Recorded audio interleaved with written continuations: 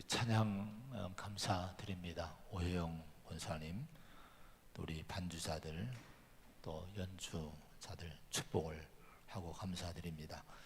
또 우리 새해 첫 주를 맞이했는데 비록 성전서 이렇게 모이지 못하지만은 우리 교회를 축복하고 성도를 축복합니다. 가정에서 지금 가족끼리 예배드리고 홀로 또 사무실이나 또 골방에서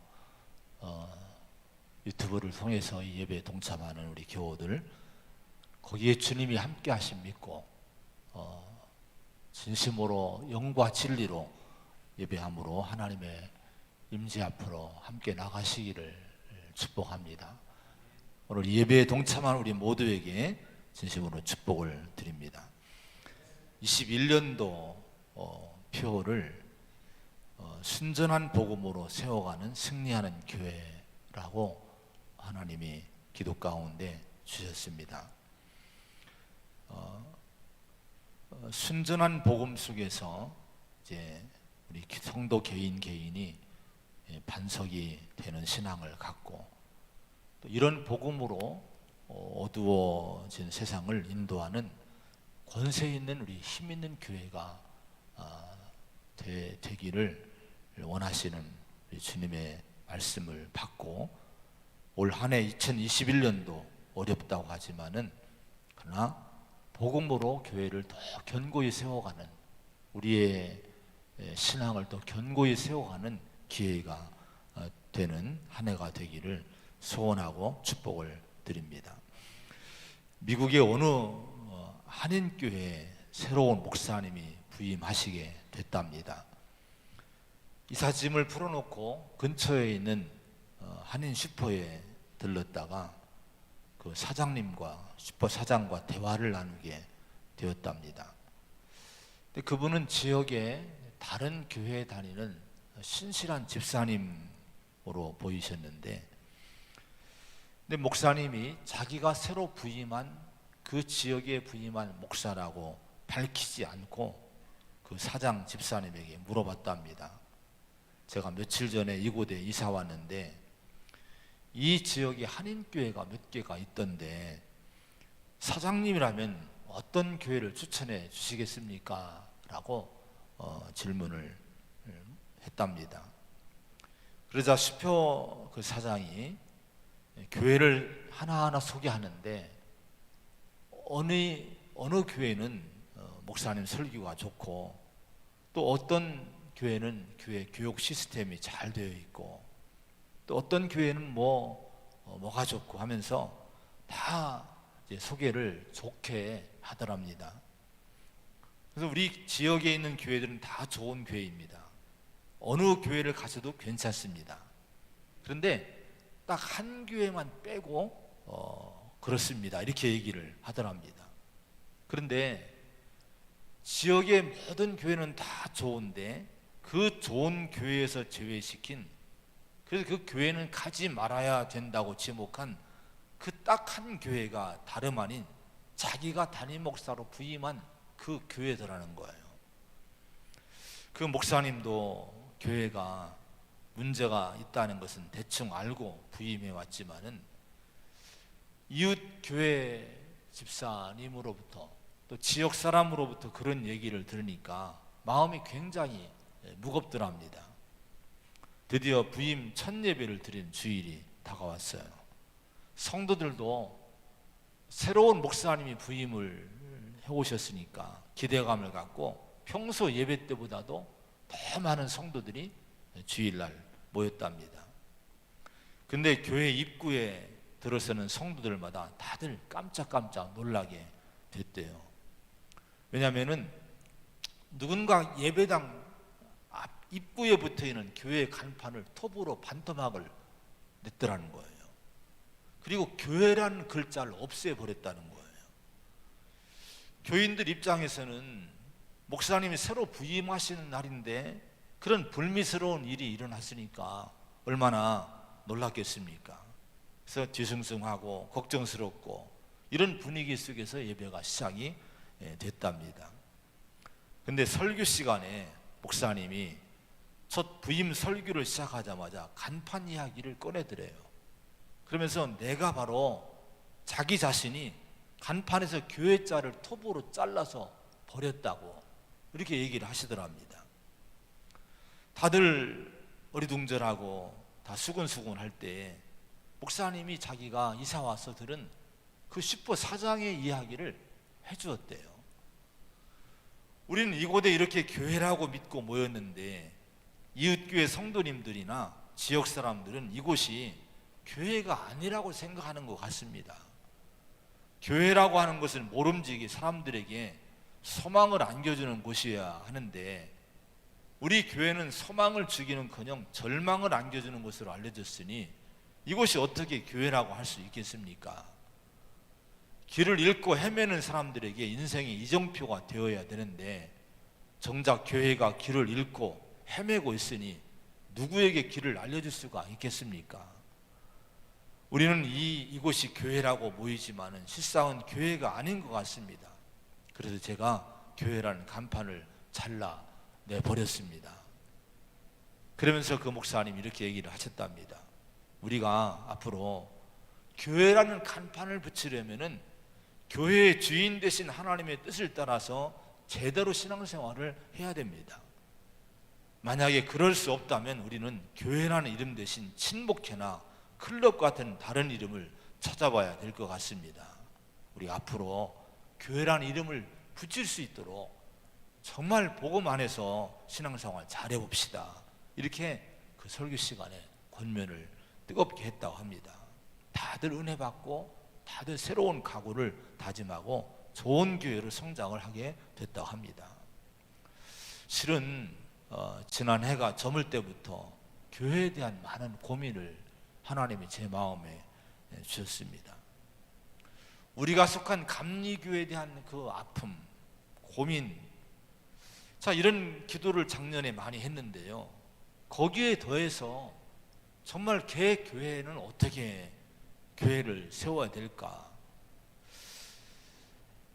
다른 교회에서도 우리 교회 지난주에 많이 여러분들이 오셨고 또 우리 교회에서도 또 다른 교회를 간 분들도 계시고 이런 현상들을 보면서 마음에 참 어떤 교회를 세워야 될까? 교회는 어떤 교회가 건강한 교회일까? 이런 고민을 많이 하게 됐습니다. 그래서 2021년도를 시작하면서 교회에 대한 말씀과 그 교회를 이루는 성도들이 어떻게 신앙을 세워가야 하는가를 기도하면서 함께 고민을 하고 찾아가려고 이제 마음에 기도하고 준비를 하고 있습니다. 우리 성도 여러분들도 많이 기도하면서 정말 건강하고 참된 교회가 어떤 교회여야 되고 그런 교회를 세워 나가려면 내 자신의 신앙은 어떤 신앙이 돼야 되는가, 어떤 믿음의 사람으로 내가 세워져야 되는가를 말씀 안에서 성경 안에서 같이 고민하고 같이 배우면서 찾아갈 수 있는 2021년도 한 해가 되기를 간절히 축복을 드립니다. 자, 먼저 반석 위에 세워지는 교회가 되어야 된다고 성경은 말씀을 합니다. 오늘 말씀해 보면은 예수님이 제자들에게 두 가지를 질문을 하셔요. 13절에 먼저 보면은 제자들에게 사람들이 인자를 누구라 하느냐, 나를 누구라고 하느냐고 하는 질문을 하셨습니다. 인간은 근본적으로 하나님이 주신 지혜가 있고요, 영혼을 사모하는 영혼의 갈망들이 마음속에 다 있습니다. 근데 그 지혜를 주시고 영혼의 갈망을 주신 이유는 뭔고 하니 그런 걸 통해서 우리를 지으신 창조주 하나님을 찾아 만나야 되고 또 그 아들이시면서 유일한 구원자가 되시는 예수님을 찾아 만나야 됩니다. 그런 걸 위해서 우리에게 그런 영혼의 갈망을 주신 거예요. 세상의 그 어떤 것보다도 그 일이 가장 우선으로 이루어져야 되고 그래야 인류와 개개의 인간 자신들이 바른 길을 갈 수가 있게 되는 겁니다. 그런데 세상은 인간의 창조자이시며 주인이신 하나님을 잊어버렸고 그 하나님을 찾지 못하고 세상의 주인 자리에 누가 있습니까? 자신들이 올라가 앉아 있고요, 하나님이 창조하신 세상을 자신들의 생각과 지혜로 다스리려고 발버둥 치고 있는 오늘의 모습입니다. 하나님을 알지 못하고 하나님의 뜻을 이루기 위해서 이 땅에 찾아오신 예수님도 알지 못하는 세상을 우리 예수님 오늘 깊이 들여다보면서 이걸 분별하도록 제자들에게 이 첫 번째 질문을 해주신 거예요. 사람들이 인자를 누구라 하느냐, 그러니까 세상은 나를 누구라고 하느냐는 질문을 하신 거예요. 그 질문에 제자들이 이렇게 대답을 14절에 합니다. 더러는 세례 요한, 더러는 엘리야, 어떠는 예레미야, 나 선자 중에 하나라 하나이다, 이렇게 대답을 합니다. 자, 이 대답은 결국 무엇을 말해주는 것입니까? 세상은 예수님의 참된 존재를 미처 깨닫지 못하고 있다 하는 것을 여기서 대답해 주는 거예요. 이렇게 세상은 오늘 마찬가지로 하나님과 그의 아들 예수님을 알아보지 못하고 또 깨닫지 못하고 그래서 영접하지 못하고 살고 있습니다. 이 하나님을 알지 못하고 창조주 하나님을 알지 못하고 인류의 주인 되신 하나님을 알지 못하고 인간을 죄와 악에서 구원하시는 예수님을 알지 못하고 영접하지 못하는 이 세상을 보면은 그 모습이 얼마나 어두움의 모습으로 지금 살고 있는지 너무너무 자명하게 우리에게 보여지고 있습니다. 성경은 이미 그 모습들을 다 열거를 해주셨어요. 하나님을 모르니까, 예수님을 모르니까 인간은 어떻게 됩니까? 지혜롭다고 스스로 얘기하지만은 다 어리석게 되었다고 성경은 얘기합니다. 온갖 것들을 만들어내지만은 그러나 그들의 삶에는 하나님의 영광 대신 우상들을 섬기는 그런 이제 마음이 가득해졌고, 또 마음들은 정욕으로 가득하고 하나님이 보시기에 합당치 못한 일들을 행하고 서로를 고통스럽게 하며 이 인류가 살고 있다고 하는 거예요. 로마서 1장 28절부터 보면요, 그들이 마음에 하나님 두기를 싫어하니까 합당치 못한 일을 하게 두셨는데, 그게 뭐냐면 불의나 추악이나 탐욕이나 시기나 살인, 분쟁, 악독, 비방, 교만, 자랑, 또 부모 고욕, 무정한 삶을 사는 거, 무자비한 인생을 살아가는 거, 이런 모습들이 이제 나타난다고 말씀을 합니다. 자, 이런 세상의 문제가 여러분 왜 나타난다는 것입니까? 세상의 문제를 우리는 다른 데서 찾으면 안 돼요. 세상의 이런 문제는요, 하나님을 알지 못한 영적인 무지에서 온 것이고, 하나님을 마음에 두기 싫어하는 인간의 교만으로 인해서 나타나는 필연적인 결과들임을 우리는 이 성경을 통해서 배워야 되고 깨달아야 됩니다. 이걸 분별을 해야 됩니다. 자, 이런 분별을 위해서 이 질문을 주님이 세상이 나를 누구라고 하느냐, 하나님을 누구라고 하느냐 질문을 해주신 거예요. 세상의 문제를 바로 보라고 하는 거예요. 그런 다음에 두 번째 질문이 뭔고 하니 너희는 나를 누구라고 하느냐, 15절에 그렇게 질문하십니다. 자, 이 질문은 바로 오늘 우리들 개개인에게 하시는 예수님의 질문이에요. 이 질문 앞에 온 영혼에 관심을 기울이고 우리 자신의 영혼을 한번 들여다보시기를 바랍니다. 다른 이들이 어떻게 신앙생활 하는가에 관심 갖기 이전에 먼저 우리 자신을 들여다보고 내 영혼을 들여다보면서 내 영혼의 상태를 고민하는 그런 습관을 가져야 됩니다. 여러분, 우리에게 있어서, 여러분 자신에게 있어서 예수님이 누구십니까? 예수님의 이름으로 살고 그 이름으로 교회 다니고 성도라고 또 직분자라고 성직자라고 자처하며 살아가고 있지만은 또 때로 봉사도 하고 헌신도 하고 기도하고 빌기도 하고 살고 있는데 정말 그 예수님이 나에게 어떤 분이십니까? 오늘 이 질문 앞에 우리 자신이 한번 서봐야 됩니다. 자, 우리가 왜 이 질문을 해야 됩니까? 왜냐하면 우리가 내 영혼을 위해서 씨름하는 것을 게을리하게 되면 우리의 믿음이 세상 사람들이나 당시의 종교인들 수준에 멈춰버릴 수가 있다고 하는 거예요. 우리가 잘못하면 예수님을 세례 요한이나 엘리야나 예레미야나 같은 이런 수준으로 예수님 보고 믿는 오류를 범할 수 있다고 하는 거예요. 근데 오늘 시몬 베드로가 이렇게 대답을 합니다. 16절에 보면 주는 그리스도시요 살아계신 하나님의 아들이십니다 라고 대답을 합니다. 자, 이 대답 앞에 예수님께서 17절에 보면요, 극찬하십니다. 칭찬하십니다. 바요나 시몬아, 네가 복이 있도다. 주는 그리스도시여 살아계신 하나님의 아들이시라고 하는 신앙의 고백을 했을 때에 네가 복이 있다고 주님이 칭찬하신 거예요. 예수님 보실 때에 무엇이 베드로가 그렇게 복된 사람이라고 주님은 보신 것일까요?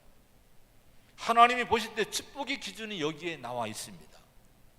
베드로는요, 하나님을 바로 알았고 그 아들 예수님을 바로 알았다는 거예요.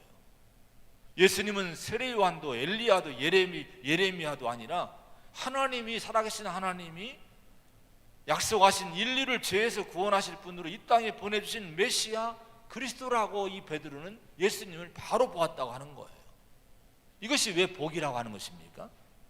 왜냐하면 베드로가 예수님을 하나님의 아들이시고 구원자이신 그리스도로 알았다 하는 것은요, 곧 그가 영생을 얻은 것이기 때문에 예수님은 그에게 네가 복이 있다라고 말씀하신 거예요. 요한복음 17장 3절에 영생은 곧 유일하신 참 하나님과 그가 보내신 자 예수 그리스도를 아는 것이니라 이렇게 말씀을 했습니다. 여러분, 예수님을 바로 알 때, 하나님을 바로 알 때, 그 예수 그리스도를 바로 알고 바로 믿을 때 우리에게 주신 축복이 뭔고 하니 영생의 복이라고 하는 거예요. 바로 이 베드로는 이런 신앙의 고백을 통해서 주님 볼 때 복이 되는 복된 인생이 된 것은 그가 이 믿음을 볼 때 영생 얻은 자구나, 구원받은 자구나라는 사실을 분명히 주님은 아신 거예요. 그래서 네가 복이 있구나라고 말씀을 해주신 거예요. 여러분이 예수님에게서 찾고 발견한 것이 무엇입니까? 예수님에게서 그분이 살아계신 하나님의 아들이시고 나를 죄에서 구원하실 유일하신 길과 진리와 영원한 생명을 주신 분으로서의 그리스도이심을 찾으셨습니까? 여러분, 이 사실을 오늘 믿는 고백이 동일하게 우리 안에 있다고 하면은, 그러면 여러분은 영생 얻은 거예요. 그런 신앙의 고백이 아멘으로 와닿는 성도라면 그분은 바로 영생을 얻은 분임을 믿으시기 바랍니다. 주님은 그런 분들에게 네가 복이 있다 오늘 이렇게 말씀해 주시고 있는 거예요. 베드로는 행복한 사람이었습니다. 바로 예수님에게서 하나님의 아들이시고 인류의 구원자가, 유일한 구원자가 되시는 그리스도의 모습을 보았기 때문입니다. 이 베드로는 자신의 구원에 대한 문제의 해답을 예수님에게서 찾은 거예요. 자신의 행복에 대한 해답을 예수님에게서 발견을 한 겁니다. 내가 교회를 다녀도 이것을 예수님에게서 찾지 못하고 발견하지 못하면 우리의 신앙은 실패하고 있는 겁니다. 세상을 찾고 얻기 전에 우리는 우리 구원의 해답이 되시는 구원자 그리스도의 모습을 예수님에게서 발견하고 예수님에게 찾을 수 있는 성도가 되어야 돼요. 그런 사람이 진정한 행복한 인생을 살 수 있게 되는 겁니다. 세상은 죄 때문에 온갖 문제와 갈등과 고통과 상처에 묻혀서 허덕이고 있지 않습니까? 그 문제를 해결한다고 온갖 사상들이 난무하고 정치와 권력과 이론들이 난무합니다. 여러분이 그러면 그럴수록 세상을 보십시오. 더 혼란하고 더 갈등과 혼돈에 허덕이는 모습을 우리는 지금 여실히 보고 있지 않습니까? 여러분, 세상은 예수님을 바로 알아야 되고요, 살아계신 창조주 여호와 하나님에 대한 바른 지식 앞에 마음을 열어야 됩니다. 근데 지금 세상은 불신의 영이 사람들의 마음을 더욱더 극렬하게 미혹하고 점령해 가고 있기 때문에 예수님이 그리스도이심을 인정치 않고 있어요. 살아계신 창조주 하나님을 자꾸 대적하고 하나님이 태초부터 주신 이 진리를 자꾸 거역하는 길로 지금 몰려가고 있습니다. 그러나 오늘 베드로의 고백을 통해서 계시하시고 선포하신 이 말씀대로 여러분, 예수님은요, 이 죄와 사망 아래 놓인 세상을 구원할 유일한 구원자 그리스도이심을 우리가 분명히 알아야 됩니다. 그리고 창조주 하나님은 살아계신 분이고 그 하나님이 온 우주 만물의 주권자이시고 주인이심을 우리가 알고 믿고 고백을 하고 그분을 바라보는 세상을 만들어야 되고 그런 나라가 되어야 되고 그런 성도가 되어야 될 줄로 믿습니다. 스펄전 목사님이 이런 얘기를 했어요. 개가 달을 향해서 지서대도 달은 계속 빛을 발한다. 이와 마찬가지로 사람들이 예수님을 향해서 비난과 욕을 가해도 예수님은 변함없이 자신의 위치를 지키시는 분이시다, 이렇게 얘기를 했습니다. 여러분, 그렇습니다. 아무리 세상이 예수 그리스도를 대적하고 살아계신 하나님을 부인하고 그 진리를 깨트리려고 고역을 하고 반대 방향으로 나갈지라도 창조주이신 하나님의 진리와 세상의 유일한 구원자신 예수 그리스도의 십자가 복음의 빛은요, 조금도 훼손되지 않고 영원히 빛을 발할 것임을 여러분 믿으시길 바랍니다. 그런데 베드로가 예수님에 대해서 깨닫고 찾고 믿었던 저는 그리스도시요 살아계신 하나님의 아들이십니다라는 영적인 바른 믿음이 어디서 왔을까요? 17절에 보니까 이렇게 주님이 말씀했습니다. 시몬아, 내가 복이 있도다고 말씀하신 다음에 이를 내게 알게 한 이는 혈육이 아니요 하늘에 계신 내 아버지시니라, 이렇게 말씀을 해주셨습니다. 자, 영적인 바른 믿음은 혈육으로부터 오는 것이 아니라는 거예요. 살아계신 하나님에 대해서, 유일한 구원자신 예수 그리스도에 대해서 바로 알고 바로 믿을 수 있는 길은 혈육을 통해서 오지 않는다는 거예요. 즉 혈육은 뭡니까? 사람을 얘기합니다. 인간을 통해, 사람을 통해 얻은 지식이나 정보나 사상이 베드로에게 바른 믿음에 대한 깨달음을 준 것이 아니라고 분명히 예수님이 말씀해 주신 거예요. 바른 믿음 어디서 옵니까? 오직 하늘에 계신 하나님 아버지로부터 이 믿음이 주어진다, 이렇게 주님은 가르쳐 주었습니다. 인간이 아무리 지혜롭고 똑똑한 것 같아도, 그래서 온갖 이론을 만들어내고 온갖 사상을 만들어낼지라도 그런 것들 안에는 살아계신 창조주 하나님, 영원하신 하나님과 그 아들을 통해 주시는 구원과 은총에 대해서는 그 이론 속에는 찾아볼 수 없어요. 그 사상 속에서는 이걸 발견할 수 없습니다. 왜 그렇습니까? 인간은 죄 아래에 있는 존재고 인간 안에는 근본이 죄성이 가득해요. 죄성이 가득한 마음으로 만들어내는 인간의 사상과 지식과 이론 속에는 뭐가 있습니까? 늘 모순이 있고요, 늘 오류가 반드시 나타날 수밖에 없는 거예요. 이사야 55장 8절 9절에 내 생각이 너희의 생각과 다르며 내 길은 너희의 길과 다름이니라, 내 생각은 너희의 생각보다 높음이니라, 이렇게 말씀했습니다. 혈육이 가진 인간의 생각과 길과는 전혀 하나님의 생각은 다르다고 하는 거예요. 그러므로 우리는 하나님이 주신 말씀 안에서 하나님의 계시를 구하고 찾고 따르는 인생을 살아야 됩니다. 죄성이 가득한 인간이 만들어내는 사상이라 이론을 추종하고 따라서는 반드시 인류는 길을 잃어요.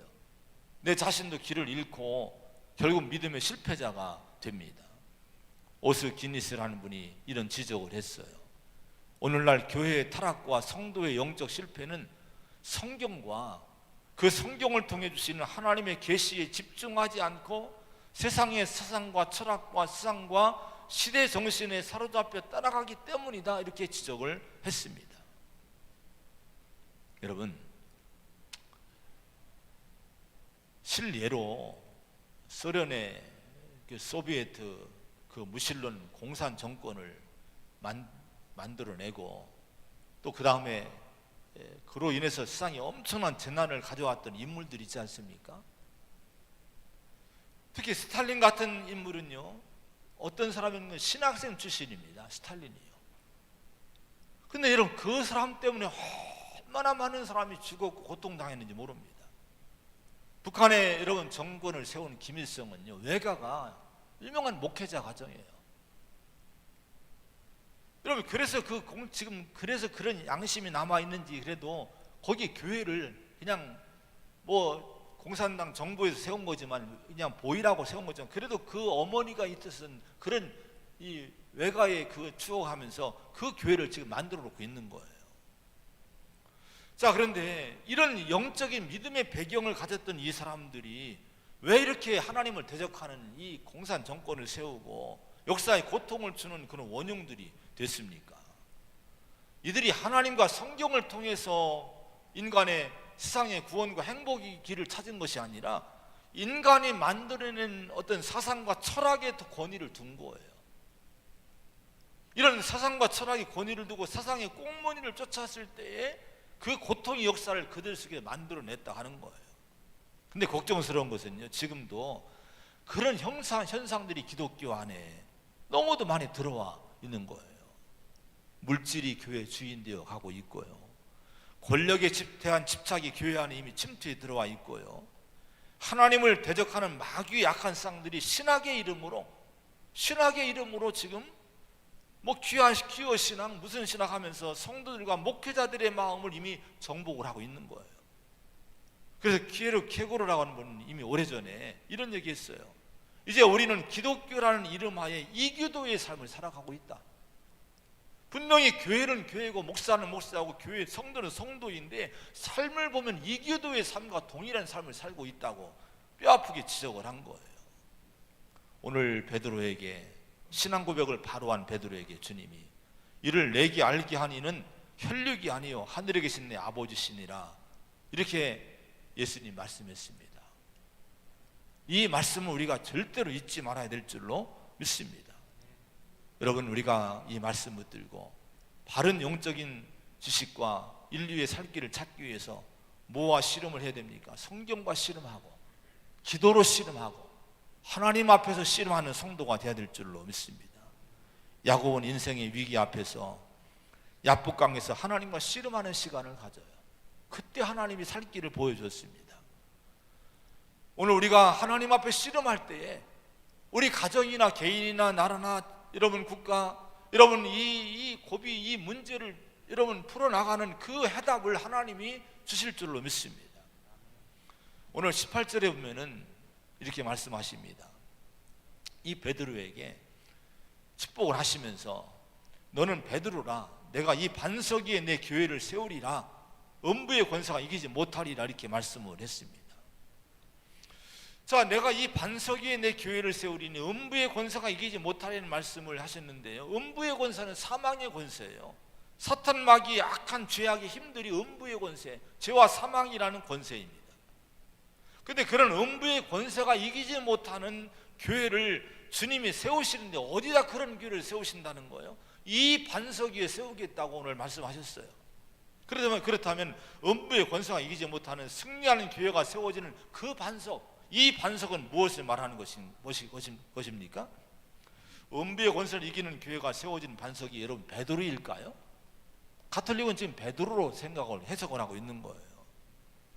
실은 베드로라는 인물보다도 여기서 주님이 강조하고 가르치신 것은요, 베드로가 찾고 발견하고 깨달음으로 고백한 신앙 고백이 저는 그리스도시요 살아계신 하나님의 아들이라는 이 신앙의 고백이 음부의 권세를 이기는 교회가 세워질 수 있는 반석이 된다고 말씀하신 거예요. 더 정확한 말씀은 베드로가 믿고 신앙으로 고백한 그리스도가 되시고 살아계신 하나님의 아들이 되시는 예수 그리스도, 그분이 바로 음부의 권세를 이기는 교회가 세워지는 반석이 된다는 말씀을 여기서 하시고 있는 겁니다. 교회를 교회되게 하는 것은 교회의 반석이 되시는 예수 그리스도에 대한 순전한 믿음입니다. 교회를 바르게 세우는 반석 같은 성도는요, 십자가 복음이 자신의 가슴에 뜨겁게 살아있는 신앙의 성도가, 여러분 그런 성도, 반석 같은 성도가 될 수 있습니다. 교회의 반석이 되는 신앙의 성도는 날마다의 삶이 십자가 보혈의 능력에 이끌려서 거룩한 삶에 대한 확고한 이유와 의지를 갖고 살아가는 그런 성도입니다. 여러분, 우리에게 맡기신 교회를 순전한 십자가 복음으로 반석 위에 세워갈 수 있는 이 한 해가 되고 우리 앞날이 되기를 축원을 드립니다. 자, 이 순전한 복음의 반석 위에 세워진 교회는요, 주님이 오늘 말씀하시길 권세가 있다고 말씀하셔요. 힘이 있다고 말씀하십니다. 어떤 힘입니까? 18절에 보면 음부의 권세가 이기지 못하리라, 이렇게 말씀했습니다. 세상의 모든 문제의 배후는 뭘까요? 죄와 사망입니다. 이것이 음부의 권세입니다. 자, 음부의 권세, 죄와 사망의 힘은 세상에서 그 누구도 그 힘을 거역하거나 깨트릴 수 없어요. 최강의 힘이고 최강의 권세예요. 여러분, 죄를 이기는 사람이 없어요. 기라성 같은 사람들이 다 죄로 넘어지지 않습니까? 사망을 이긴 사람이 있습니까? 모든 인간 다 사망 아래 다 여러분 무릎을 꿇습니다. 그런데 그 죄와 사망을 내세운 음부의 힘이 이기지 못하는 권세가 있다는 거예요.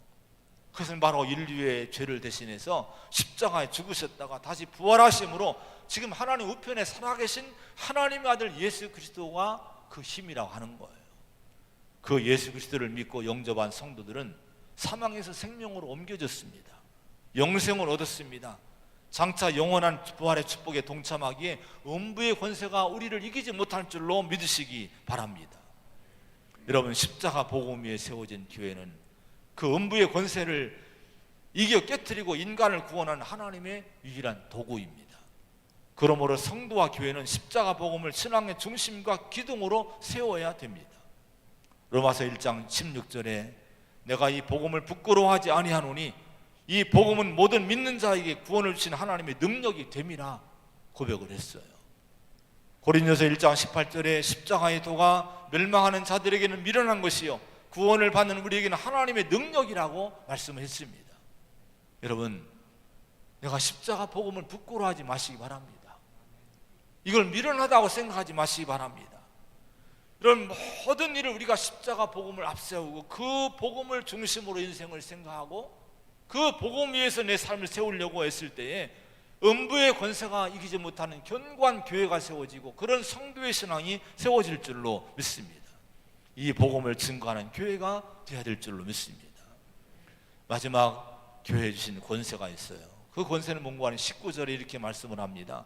내가 천국 열쇠를 내게 주리니 네가 땅에서 무엇이든지 매면 하늘에서도 매일 것이요 내가 땅에서 무엇이든지 풀면 하늘에서 풀리리라 이렇게 말씀했습니다. 천국 열쇠를 여러분 가진 권세를 순전한 복음에 세워진 교회 가운데 성도에게 주신다 하는 거예요. 여러분, 천국 열쇠가 뭡니까? 순전한 십자가 복음이 바로 천국 열쇠라고 하는 거예요. 고난과 죽으심과 부활하심으로 지금도 살아계신 예수 그리스도가 유일한 천국의 열쇠가 됨을 믿으시기 바랍니다. 오늘의 배경이요 가이사랴 빌립보라는 곳에서 이루어졌어요. 자, 이 가이사랴 빌립보는요 오래전부터 구약시대는 바알의 신전이 있었고 헬라시대는 파네아스라는 그리스도인이 섬기는 판을 섬겼던 그런 그 신당이 있었고요, 헤롯 대왕 헤롯 시대 와서는 아우구스투스를 위한 신전을 지었고요, 또 이 예수님 이 당시에 분봉왕 헤롯 빌립이라는 사람은요 이 도시 이곳 이름을 가이사랴 빌립보라고 이름을 짓고 도시를 건설했습니다. 바로 예수님은 이런 곳에 제자들을 데리고 가셔서 자신에 대한 신앙을 고백을 하게 하신 거예요. 그리고 그런 그들에게 천국 열쇠를 맡긴다고 말씀하셨습니다. 이게 무슨 얘기일까요? 세상에 수많은 종교가 있지만은 하나님은 그것에게 천국 열쇠를 주시지 않았다는 거예요. 그리고 그 당시는 세상을 제패하고 주도했던 로마의 힘이 있었고요, 황제의 권세가 있었고 이 로마의 힘과 황제의 권세에 세상이 다 환호하고 엎드리고 다 무릎 꿇었습니다. 그러나 예수님은 그런 도시 가이사랴 황제를 위한 도시에 가서 주님이 말씀하신 거예요. 천국 열쇠가 그곳에 있지 않다고 말씀하신 거예요. 바로 베드로의 고백 가운데 예수 그리스도를 그리스도로 구원자로 고백하고 하나님의 아들로 고백하는 그 믿음 가운데 천국 열쇠를 주신다고 말씀하신 거예요. 요한복음 10장 7절에 나는 양의 문이라고 주님이 말씀을 했습니다. 우리 양된 성도가 구원의 문을 어디로 누구를 통해 열어야 됩니까? 예수님만이 구원의 문이라고 말씀하십니다. 오늘 예수님은 우리를 가이사랴 빌립보로 이끌어 가십니다. 우리가 사는 이 세상이 지금 가이사랴 빌립보라고 할 수가 있어요. 온갖 우상이 난무하고 온갖 세상의 힘과 권력이 난무하는 세상에서, 권력을 추종하고 돈을 추종하는 이 세상에서 우리 주는 우리 가운데 우리에게 물으시는 거예요. 너희는 나를 누구라고 하느냐? 오늘 우리에게 물으시고 있습니다. 베드로가 고백한 것처럼, 제자들이 고백한 것처럼 주는 그리스도시요 살아계신 하나님의 아들이십니다라고 고백을 할 수 있는 성도가 여러분 되시겠습니까? 이 고백하는 성도가 되시기를 축원드립니다. 그럼 영생을 얻은 거예요. 음부의 권세가 이기지 못할 거예요. 천국 열쇠를 가진 성도가 되신 줄로 믿으시기 바랍니다. 릭 워렌이라는 분이, 목사님이 이런 얘기를 했습니다. 우리는 예수님이 타신 배 안에 지금 타고 인생의 항해를 하고 있다. 그런 우리 성도는 이 고난의 시대에 질문이 바뀌어야 된다, 이런 얘기를 했다고 합니다. 어떻게 질문이 바뀌어야 되느냐, 이렇게 하라는 거예요. 지금 얼마나 온 세상이, 미국을 비롯해서 온 세상, 우리나라가 얼마나 코로나 시대로 인해서 얼마나 고난과 고통과 어려움 가운데 있습니까? 근데 얼마나 버틸 것인가라고 사람들은 자꾸 아우성치는데, 얼마나 버틸 것인가라는 질문을 하지 말고 어떻게 응답할 것인가라는 질문을 하고, 이런 질문을 자꾸 이걸 물어봐야 된다고 하는 거예요. 여러분, 이 고난의 시대에 주님 물어보십니다. 누가 구원자냐고 물어보실 거예요. 그럼 우리 성도는요, 끝까지 항상 베드로 같은 대답을 하고 이 난국을 헤쳐나가야 될 줄로 믿습니다. 바로 예수가 그리스도시고 하나님의 아들이십니다. 이분에게 천국 열쇠가 있고 이분에게 구원의 문이 있다고 믿음을 고백하고 나간다면 이 고난의 시대에도 넉넉히 교회는 세워질 것이고 넉넉히 성도를 이겨나갈 줄로 믿습니다. 이 믿음으로 승리하기를 간절히 축원을 드립니다. 기도하겠습니다. 하나님 아버지, 2021년도 새로운 해를 이렇게 또 열어주셨습니다. 새로운 해로 이끌어주시는 하나님의 은총 안에 감사하고, 지금 오늘의 현실이 어렵고 고단하고 문제 많은 세상이지만은 그러나 주님은 이곳으로 우리를 이끌어 가시면서 우리에게 믿음을 주시고 이 고난의 시대를 이겨나가라고 사명을 주십니다. 이런 시대에 교회를 더 견고히 세우라고 말씀을 하십니다. 우리가 어려운 시대에 더 교회를 견고히 세우고 신앙을 견고히 세우기 위해서 우리의 믿음이 먼저 중요한 줄로 믿습니다.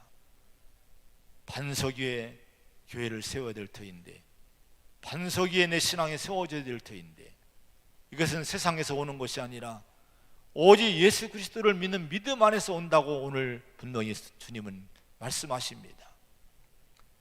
베드로가 고백한 것처럼 주는 그리스도시여 살아계신 하나님의 아들이십니다라는 신앙의 고백이 우리 성도와 이 교회 가운데 분명하기를 원합니다.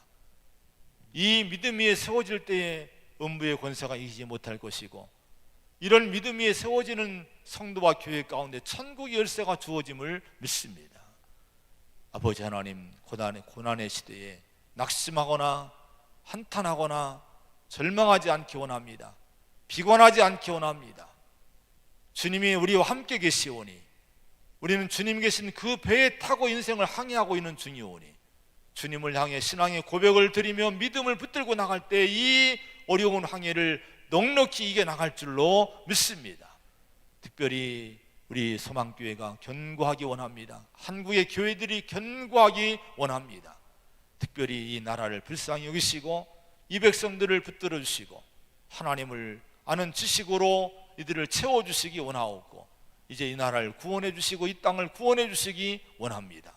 코로나를 물리쳐 주시고 하나님, 코로나 바이러스가 소멸되게 하여 주옵시고 모든 삶이 정상으로 돌아올 수 있는 축복의 한 해가 될 수 있도록 인도하여 주시옵소서. 이 태안군과 이 지역의 모든 교회들과 이 지역의 백성들, 주민들 축복하시며 하나님 보호하시기를 원합니다. 은총을 베풀어 주시옵소서.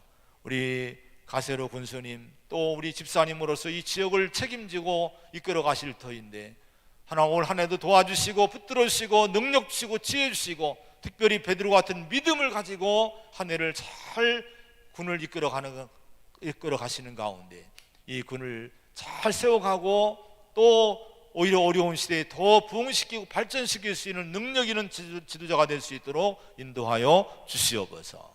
예수님의 이름으로 간절히 기도하옵나이다. 아멘.